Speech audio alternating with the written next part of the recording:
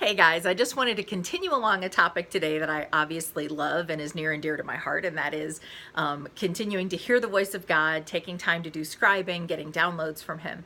And some of these are points that I may have hit before, but I just want to touch on them again because I was talking about them this week with my team and just thought that they might be an encouragement to you guys as well. And so the first one is, and this is one that I know that I've talked about before, but that bears repeating. I've got a cheat sheet. That's what I'm looking down at over here.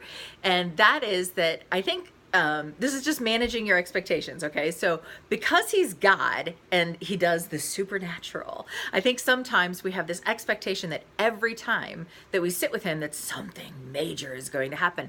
And if it doesn't, then we think that something is wrong with us. We think that we've done something wrong.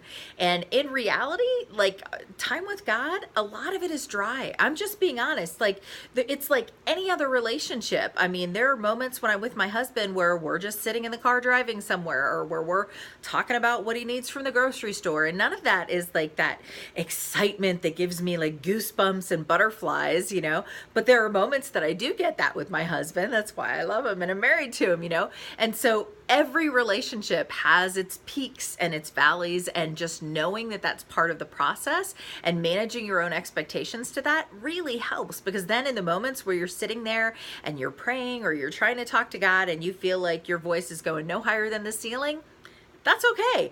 And part of it is continuing to put in the time in anyway. So even if you feel like it's dry, you still go through it, because in the midst of the quantity of time that you put in with Him, a relationship is forged and strengthened. And so it's important to take the time, even though it may not all be bells and whistles. And so it's still important to do it. And part of it is you're doing it not to see your gifting grow. You're doing it for the sake of relationship. As a natural outcome of that, your gifting will grow. But if you're doing it from a wrong heart motivation, you're basically blocking God from blessing you in that area. So just do it for the joy of knowing God, because He's worth knowing, And part of it is you're essentially learning a new language. If you think about a parent teaching a child their native language as an infant, it comes through a lot of trial and error. It comes, slowly over time. And in the same way, give yourself the time and the space to learn the way that God speaks to you, and just give that space to let that happen. Like, give yourself the break to allow it to take time. Like, don't think because you sat down every day for a week that suddenly this means that I'm going to hear from God perfectly all the time. I've been doing this for over a decade, actually closer to a decade and a half. No, maybe longer. I have time block. And the fact is that, I still have moments where I'm like, did I just hear you say that? Did you say what I think you said? And that's completely normal. I'm checking my cheat sheet to make sure that I'm not forgetting anything. Oh, very important. You can talk to other people to hear what their relationship looks like so that you can have ideas for what it can look like, but I strongly encourage you not to compare, as in using somebody else's relationship with God as a measuring stick, because God has a unique relationship with each of us in the same way that you have a different relationship with your spouse than you do with your children, right? You're going to tell your spouse things that you're not going to tell your kids. You might discipline your kids. You're hopefully not going to discipline your spouse. So again, it's a very different relationship. And so with each of us, God has a unique relationship that is perfect for us. And so don't try to compare your relationship with God with anybody else's.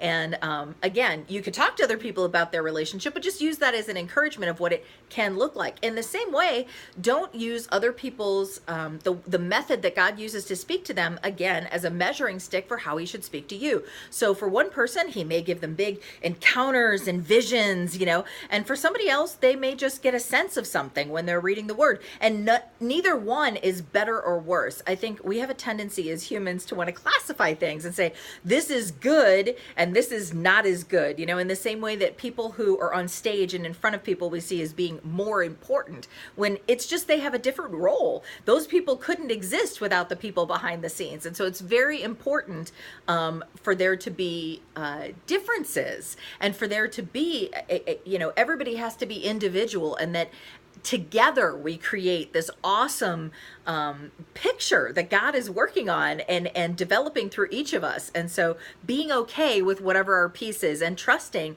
that God has given us a good piece, right? The lines of my inheritance have fallen in pleasant places, right? And so just be happy with the piece that he's given you.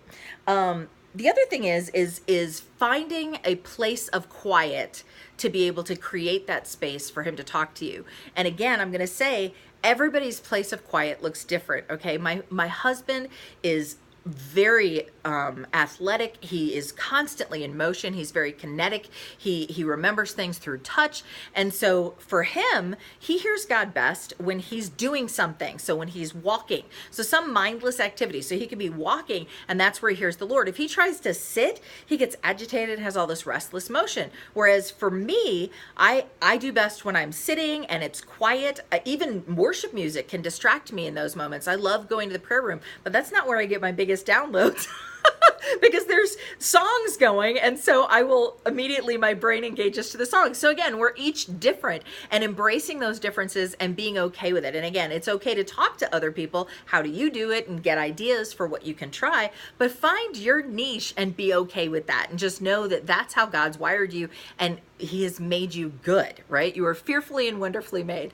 And the last thing that I want to say, because you know that part of this that I always talk about is making sure to document what he tells you. And part of this is that as he shares things with you, he will continue to grow them. And so he may give you one piece, but then he gives you another piece and another piece until he creates this beautiful picture. So it's like doing a puzzle, but you have to give him time to expand that picture for you. And so what that means is you have to find a way to document it. And this is unique to you, but think about it in terms of this. How are you going to find what God is telling you today 40 years from now, when you have 40 years worth of God talking to you? So you have to find a system that works for you. Do you put it in books and you do it by date? Is that how you remember things? For me, I've shared that I have, a private blog that is passworded so other people can't get into it. And I have it tagged and categorized so I can find stuff. I can also search. So for me, that works. There's things like Evernote. Other people do video blogs. Other people, send emails to themselves. Again, like whatever works for you, but find a way and make sure that it's something that's going to be sustainable over time, or something that could be transferred into another platform that's sustainable over time, because you don't want to lose what God is telling you. Because again, sometimes years later, he'll connect back to a point that he made earlier. And it's really important to be able to pull those threads together and be able to get the full picture, because you don't want to miss anything that he's sharing with you. Anyway, so that's it. Sorry, this went a little bit long, but obviously this is a topic that I'm passionate about. I just really want to encourage you to make the time, find that place of quiet, to take time to document what he tells you, and just continue to stretch open that space so that flow, that channel between you and God continues to broaden so that you can hear him more and more clearly. Anyway, God bless you. Have an awesome day and enjoy your time sitting with him. Bye-bye.